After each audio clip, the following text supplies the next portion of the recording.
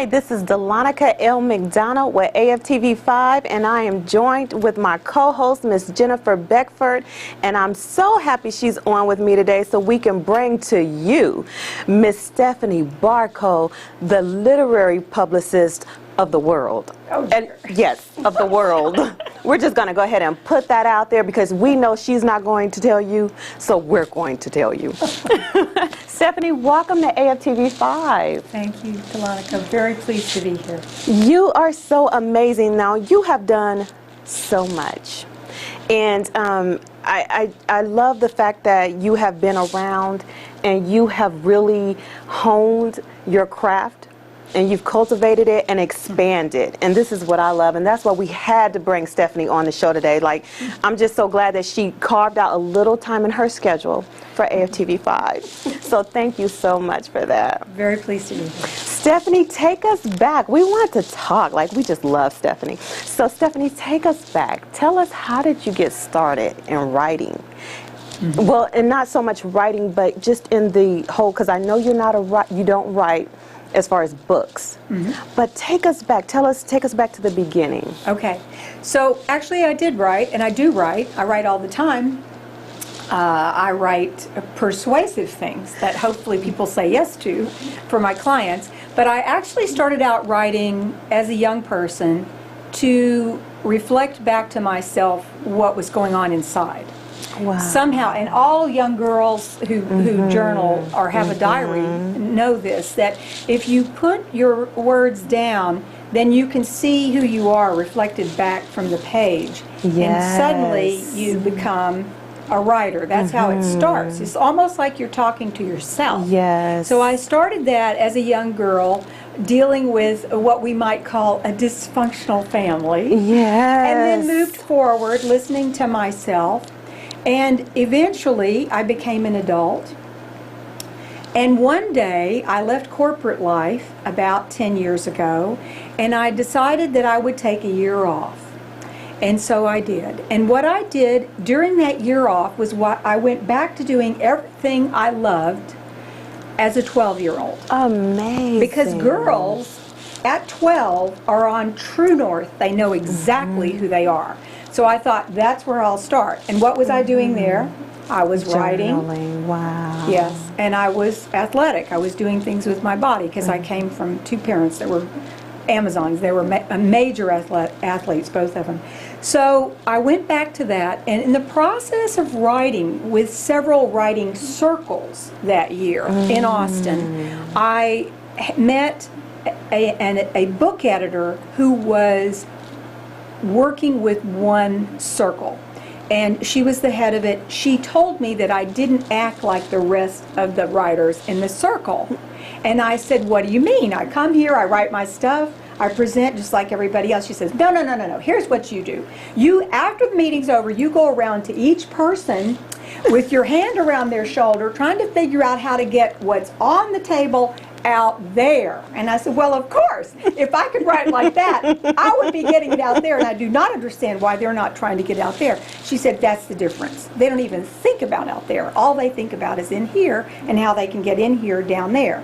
Amazing. And that's when I realized I would always be promoting or marketing something. Wow. Before this, I marketed semiconductors. I'll always promote something. And before that, nonprofits. Wow. You know, my favorite causes, like we all do.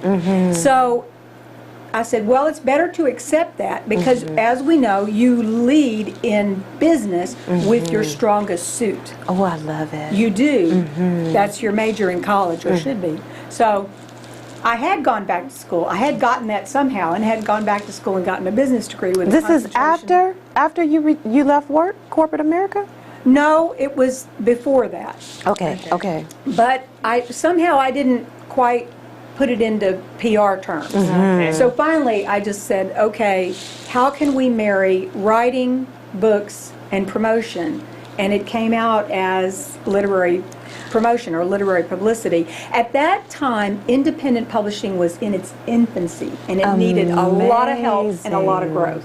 It looked pretty tacky at that point, and I'm not a tacky person. So I said, I'm going to hang out with this. I'm going to hang out with this industry until it starts looking more like me, and we'll grow together. And that's exactly what happened. Today, as you know, independent publishing, hybrid publishing, and traditional publishing are hard to tell apart because it's the production now is so professional, and that's because indie authors have figured out that they have access, at least if they hire me they do, they have access to the same high-level professionals in the publishing industry as the big traditional houses have. Oh, wow. You just have to know who they are. Amazing. Yeah.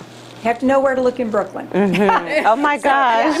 So that's the gist of it. Oh, wow. Yeah, so that's how I got started, and I learned the industry as I went along. I joined our statewide Writers Association, the Writers League of Texas, and associated with everybody who was already writing and promoting and doing anything, printing, publishing, anything to do, editing, anything to do with the publishing industry, and then just started hanging out with those people and learned on my feet. So Stephanie, tell us, like, how do you, because I know so many viewers are out there listening right now, how do you take your gift? You went and sat in the middle of the other organizations that's already doing the writing. How do you not let their views taint what's in you to be cultivated? If that makes sense. Like, you know, how do you not change? You knew you was here to change and shift things, and you wanted the industry to look more like you. How do you go in and not get, because people will tell you when you get into the business, no, that's not how it's done. No, we do it this way, and it's been done that way for 40 years. Well, you just have to have your own view. Like Jennifer is very put together. She clearly has her own sense of fashion. She has lines. She has her makeup done a certain way. I can tell she's really into skincare because she has excellent skin. She has a certain view on Jennifer, on herself, and she brings that forth when she steps out of her home and into her office. So that's what you hang on to. You hang on to who you really are, and you have to believe in it. And it looks really good. Why wouldn't you believe in it? Right? Besides that, as women, we know that for 2,000 years, men have been running everything, and they've been doing a really bad job up to this point, and they need us so badly because war is so obsolete, and all those crazy things that we've been doing to each other are nuts, and we've got to stop it. And the only way we can do that is to find our voices. So I like to help women who have a voice and men who are bringing in their more feminine side out into the public so that we hear those voices better. They come out in books, and that's how I like to hear the voice expressed. Wow. So you hang on to your essence, who you really are, and you have to believe that that is what we really need right now. We really need that, and the young women really need to keep their voices together, because we have left, and my generation has left these young women some very serious problems to solve. Amazing. And they've got to believe in themselves, and they've got to be very creative and think very differently than my generation to solve them. I love it. Yes. Oh, that's good, Stephanie. Yes. I think that we just talked about that in another show. Did you? Yes, yes, because our young women now are faced with so many issues of dealing with self-esteem, and we see everything out on social media, and self-esteem has really taken a hit. So, and with that being said, how do you see people's self-esteem improving through their writing? Wow. Well, I think it's important to be in a milieu, in a group, when you're writing, in a writing circle. Most of the women I know who write are in a circle.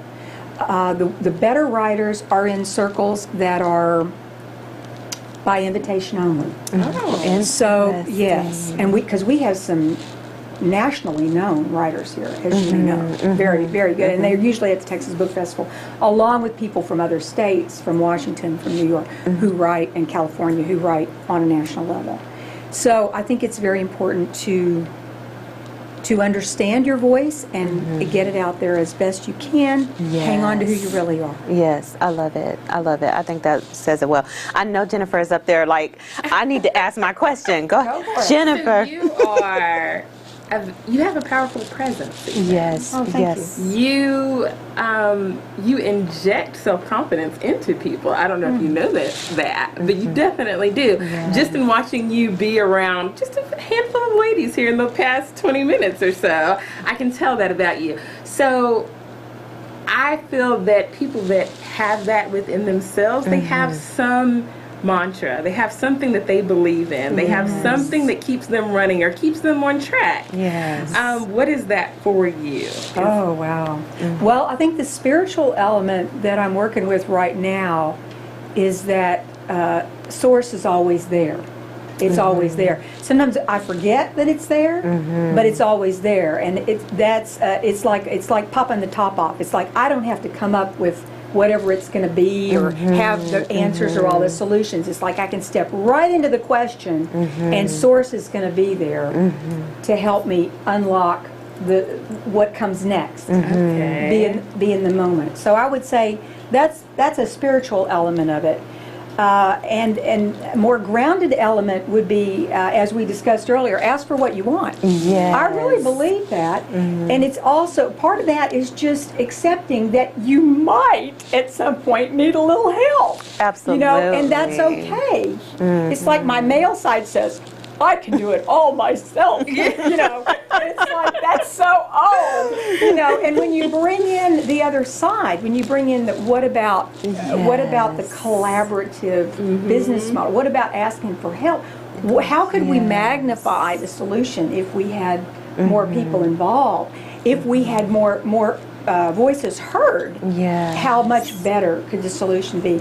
That is a more holistic, more 50-50 male, female, yin-yang way of going through life, which hopefully we're evolving slowly into. And I hope eventually that saves the planet, because I think these young people are just so cool. I really want them to have a planet to play on.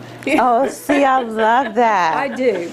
Stephanie, tell us, what do most people in your industry, what do you find most writers lack? Most writers lack confidence. They're afraid to enter contests. I say, why would you be, if you write so well, why would you be afraid to enter a contest? And they say, well, I might lose. And I said, no. You enter more than one contest at a time. You track how many you place in. And the ones where you don't place, those are just the no's you had to get out of the way to get to the yes. I love it. It has nothing to do with you. It really doesn't, because judging, if you know anything about contests, is extremely subjective. And if you happen to appeal to the judges that year in that particular contest, you win an award. But you have to enter, you have to apply to get the job. You have to apply to win the contest. So I just say, step out on it and breathe into it. And you have to get your ego out of the way. Oh, I love it. Your writing needs to come forth. And you need to let go of it. It's kind of like songwriters. You know, songwriters have a hard time letting go of their songs because they think they need to tweak them or make them better or something before they go out. But if you let it go out into the public domain and it catches on, and you have all those people in the concert hall singing with you, then you understand that it was the right thing to let it go. Oh, that's good. Absolutely. Yes. That's awesome. So you do have something, an app. Yes, I came up with an app. Okay, so let's talk a little bit more about that. How did that get started? Okay. What does it do? Just give us some insight on this app. Yes, so I created an app with a lot of help with a village all over the world called DIY Book Platform.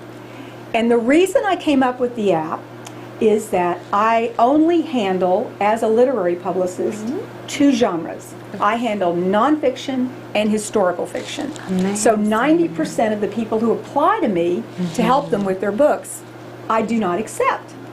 So I've always tried to give people that I cannot accept something as a consolation prize. Here's someone I can refer you to. Here's a better book designer than you've been working with, something. But this app gives them everything they need to create their book platform, so they can either market their book themselves or hire a VA or someone less expensive if they cannot afford a publicist to do so for them. So that's how the app came about. And I should have I feel that I should have, I don't use should very often, but as a business person, I can tell you that I should have done it years ago. Because it'll help a lot of people, and it's extremely inexpensive. So, yeah. I'm sorry. Like, we're all excited about this app. Okay, the DIY, wow. Okay, I'm going to let you ask your question. So normally this service that your app is providing to people would come at a price, and now we've greatly reduced that, or made it more reasonable and accessible, I suppose, by creating this app. Yes. Right, okay. It's very nice. It's very nice. So DIY book platform, I promote a lot at conferences when I speak, and I always give a discount to the groups that I'm speaking to, so they can go and get it for less than it goes on the general market. Yes. Okay. Amazing. That is something. So Stephanie, did you have someone who was an example for you with the app first, and you was like, okay, you know what, I knew I should have done something like this, but how did the creation of it came about, besides you wanting to help? Because we know that you love to not leave people hanging. Right. Actually, there wasn't a model for this. All my colleagues write books, and I have no desire to write a book. But I love software, I love technology, and my background's in technology. I have a degree in business with a concentration in high-tech marketing, and I worked in high-tech for a long time. So I really like technology, and for me, that's where all the young people are. They're hanging out online. So I wanted to give them something that they could just use their thumbs and then create their app. Now, people like me will do it on their laptop, and I prefer the app, personally, working on the laptop, because at the end you can print it out at the end and keep it. So, or save it to your desktop. So that's how it came about. It's just my own personal way to get the information out, to get it out fast. That also makes it digital, so that when I have a change, and it's written in WordPress, so when I have a change, I can do it myself, because my own website is written in WordPress, so I know the technology behind it. Okay. Yeah. So That's I can actually awesome. change it if I need to. So tell our viewers, what do you get out of the DIY book application? Yeah, DIY book platform helps an author write his or her book platform. It's a custom platform, and the way you do it is by answering 49 questions. Each question has a little note so that you learn more about the industry if you're brand new, and it is perfect for debut authors. And then at the end, you can either print out or save, or both, your information. And then with that platform that you've just created for a single title, a single book title that you are coming out with, you can take that and marry it with your book proposal if you're looking for a publisher or an agent. And then if you're indie publishing and you're bankrolling your own book, then you can take that app, that platform that you've created from the app, and either market the book yourself using the app or hire your own help to do that. And you talked about, on one of your sites, you talked about that sometimes writers connect with a publishing company that doesn't market strong. Oh, that's really, really common. Yeah. And your app helps with this. It helps with that. It won't market the book for you, but it'll tell you what you need to do. Because most authors don't understand, they don't know what a book platform is. And I call it a forum and following for your book in its first year of life. There are many definitions of a book platform, but that's mine, and that's pretty comprehensive. That's like a marketing plan for your book.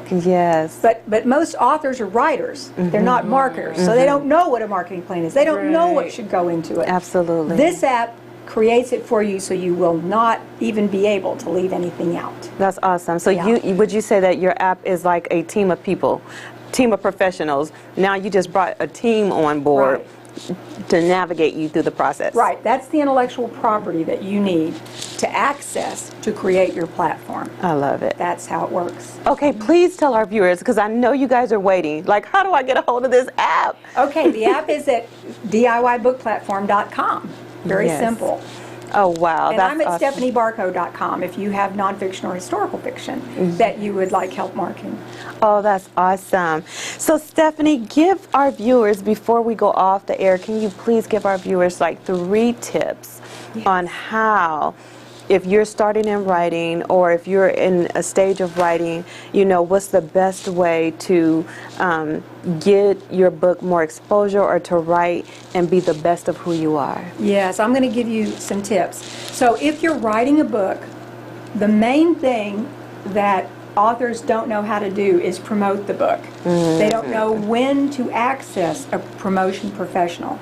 They don't know how to do that. So I'm going to tell you, most authors think that publicists work after the book comes out. That is wrong. Amazing. Book publicists are specialists in books, and we start work 6 months before the book ever comes out.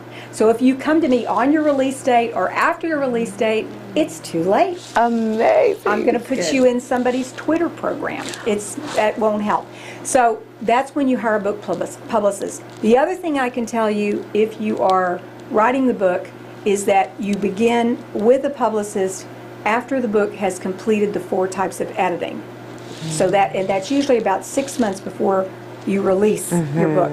The other tip I would give you is hire the very best book designer you can afford. The appearance of the book is extremely important. The front cover is all art. The back cover is my bailiwick. That is a piece of sales, and you really need the sales copy on there. But get your publicist involved in the back cover. Oh, that's good. That is really, really good. I know you guys were taking notes and writing this down, right? Okay. So, Stephanie, could you please let our viewers know one more time how to reach you? Yes, you can reach me at stephaniebarko.com. That's BARKO.com. And you can access the app at DIYbookplatform.com. Oh, that is awesome. Stephanie, thank you so much for stopping by Thank you both. AFTV5. We're just delightful. You are Enjoyed being amazing. Hey, this is Delonica L. McDonald with Jennifer Beckford, and you have just watched a segment with AFTV5. Thank you for watching. Thank you.